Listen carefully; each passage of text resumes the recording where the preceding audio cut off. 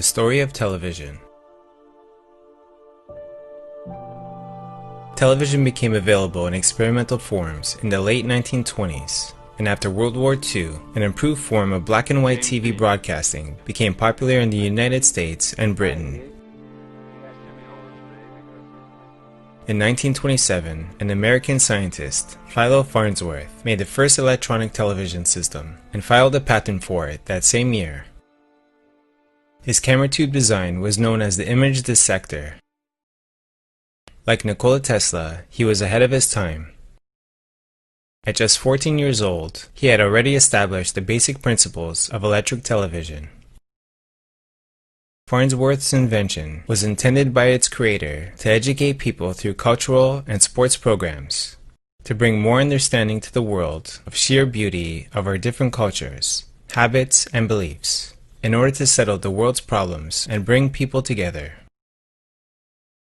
According to his wife, Pem Farnsworth, Philo saw television as a marvelous teaching tool. There would be no excuse for illiteracy. Parents could learn along with their children. News and sporting events could be seen as they were happening in real time, and we would be able to see and learn about people in other countries and lands all over the world. Differences could be settled around conference tables without going to war. Unfortunately, the television was swiftly used for other purposes that certainly did not comply with those of its inventor. People were not being educated through his invention, nor had the world's problems been settled because of it. Sadly, according to his son Kent, Farnsworth felt that he had created a monster, and he felt that people wasted too much of their lives watching television. He was reported to have prohibited the viewing of his very own invention in his own home, saying, "There's nothing worthwhile on it, and we are not going to watch it in this household, and I don't want it in your intellectual diet." Sadly, Farnsworth died on March 11, 1971, without seeing the realization of his invention used in the way he had both intended and envisioned. Farnsworth's device is now being used to control the perceptions of billions of people all over the entire planet. Walter Lippmann, author of the book Public Opinion of 1922, stated almost 100 years ago, people get their information about the world outside their community through the mass media. He continued to state, "Ours is a problem in which deception has become organized and strong, where truth is poisoned at its source, one in which the skill of the shrewdest brains is devoted to misleading a bewildered people." Victor Navatsky famously stated, "It is based largely on journalism that we make up our national mind." Speaking of the invention of television, a former member of the CIA described it as the greatest scientific indoctrination tool ever devised. Today, people watch television for dozens of hours each week. It could be said that this has been, and still continues to be, one of the most trusted means of communication and form of entertainment purposes, trusted blindly by the world's citizens.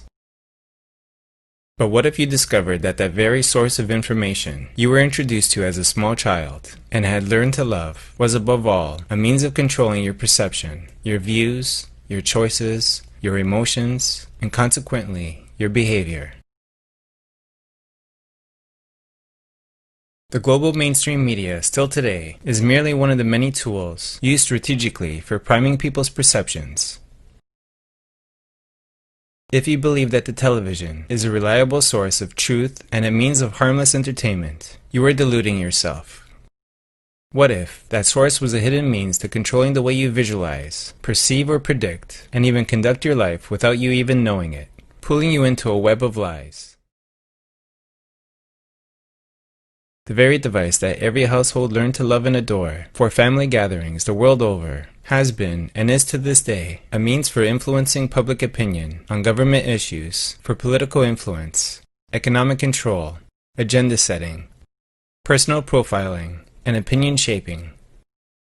Thus controlling our very perceptions through psychological tactics such as heuristic availability, priming, framing, stereotype activation, exemplification, and of course, subliminal programming as a means for mind control.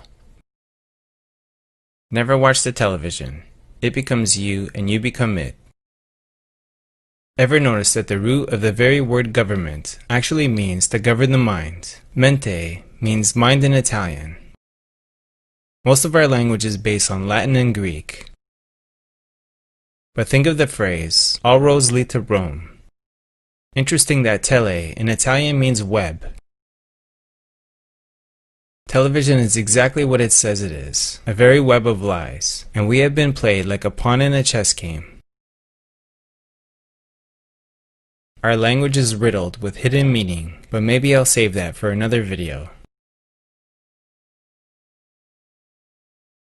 The advancement of technology has made it very easy to control people's perceptions.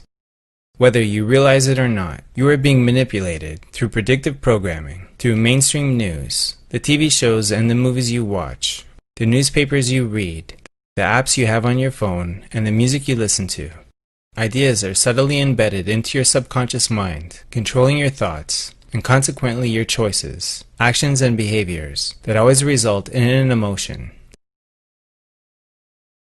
This makes you vulnerable and more willing to comply and accept that which is to come and is otherwise known as agenda setting. By targeting people's perceptions, the media focus on events set only to distract the population, paving the way for what is to come in favor of the agenda set by the global elite.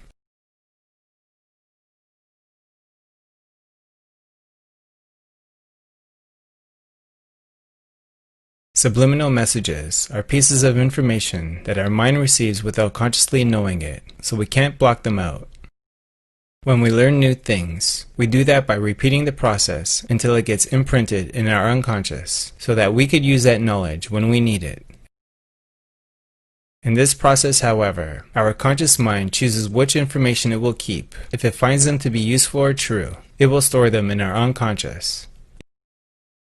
If it doesn't, it will not store them. This is why it's so difficult to change our own self-beliefs. These concepts are stored within us for a long time, and our conscious mind believes them to be true. Subliminal messages can be sent to our unconscious in two different ways: visual and auditory. Visual subliminal messages are hidden in images or in video recordings, like movies and TV shows.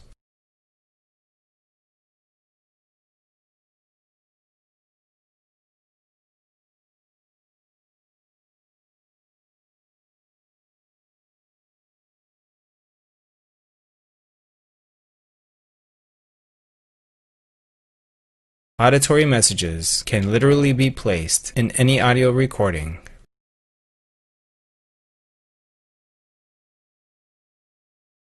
Subliminal messages are most often used in adverts, using subtle hints or hidden messages. Most subliminal messages are of a sexual nature, as sexual desire is one of the strongest human desires. The purpose of this message is that a customer who sees the image associates themselves with the primal desire of sex, and of course, they can't resist the urge to eat the candy or drink the soda. For those of you who don't already know, look up subliminal messages in Walt Disney movies and other cartoon shows. Yep, that ruined my childhood too. These subliminal messages can be found everywhere. You just need to open your eyes. Most of you already know how subliminal messages have been and are continued to be actively used by the media and giant TV corporations.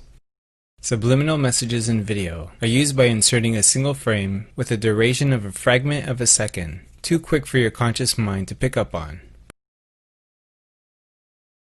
But no worries, your subconscious absolutely did. In audio recordings, subliminal messages are most often hidden in music, cleverly masked behind other sounds, sometimes at a higher or lower frequency, so that you can't even pick up on it. When the frequency of the audio message is moved slightly out of range of human hearing, you cannot hear it at all. This is the so-called pure subliminal, and it is the most effective way to use subliminal messages. Most of you will know how subliminal messages have been and are continued to be actively used by the media and giant TV corporations. A classic example of this continues to puzzle the public for its prophetic and creepily accurate stories. The Simpsons had many moments in their episodes that manifested into reality.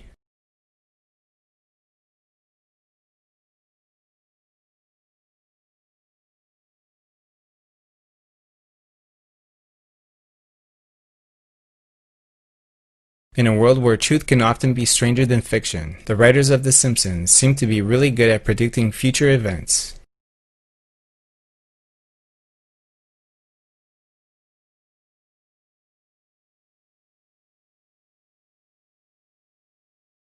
One of the most popular predictions would have to be the prediction that Donald Trump would be President of the United States.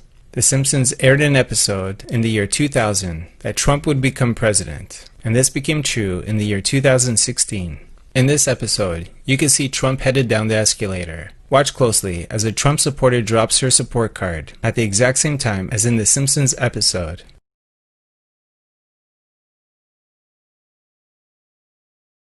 Very interesting indeed. The Simpsons are very well known for their mysterious predictions.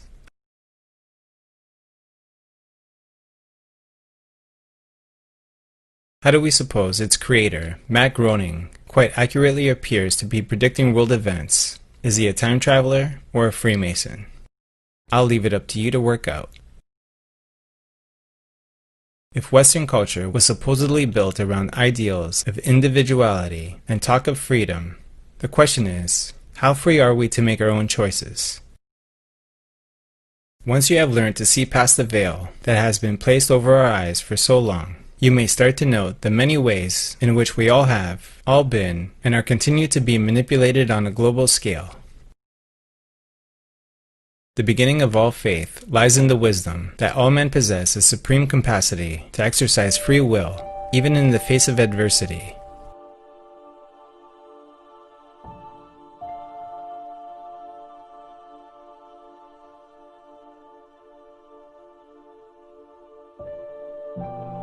The miracle of all men lies in the innate knowledge and the existence in a dormant version of the self, hidden within the depths of his own being.